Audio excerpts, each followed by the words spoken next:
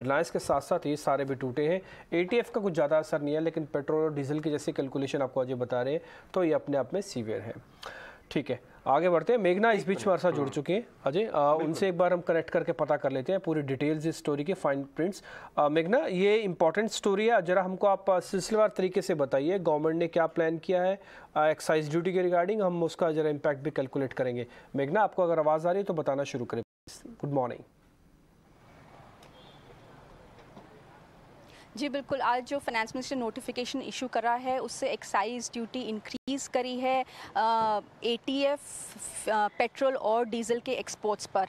ये जो लगाई गई है, जो इंक्रीज ड्यूटी है वो 23,250 रुपीज़ पर बैरल की लगाई गई है।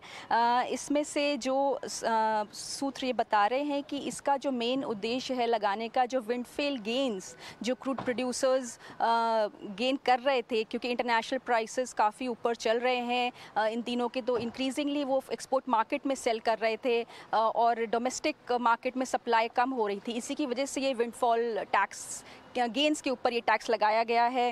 अगर हम देखें तो हम ये देखें कि डीए सेकी भी हमारे साथ हैं, उन इस पे बात करने की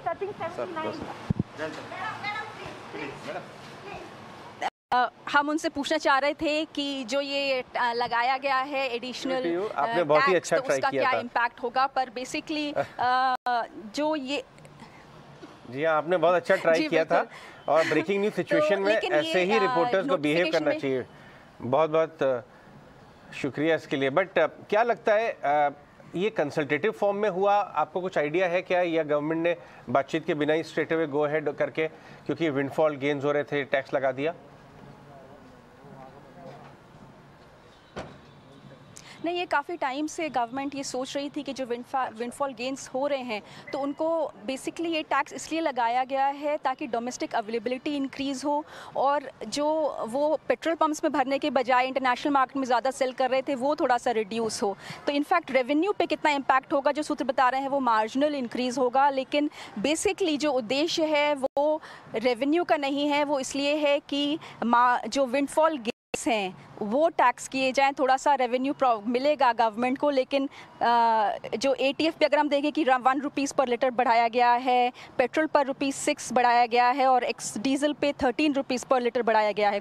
इनफैक्ट जो छोटे प्रोड्यूसर्स हैं जिनका 2 मिलियन पर बैरल से कम प्रोडक्शन है, उनको इससे एग्जेम्प्ट रखा गया है। और इनफैक्ट जो प्रोडक्शन इंक्रीज़ करने के लिए, इंसेंटिवाइज करने के लिए जो एडिशनल इंक्रीज़ होगा लास्ट फिस्कल के कंपैरिजन में, उस एडिशनल इंक्रीज क्रूड प्रोडक्शन पे ये टैक्स नहीं लागू होगा।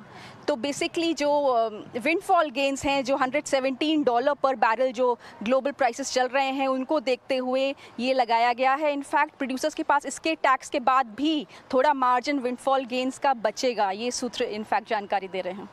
लेकिन बाजार सिर्फ इस खबर पर ही अभी से रिएक्ट करने लग गया है कि विंडफॉल गेन टैक्स लग रहा है रिफाइनर्स पर, और उसके चलते अब देखिए रिलायंस 3% अब 4.5-5% तक की कमजोरी यहाँ दिखाते हुए, ये तो 2500 के भी नीचे चला गया। चलिए इस पर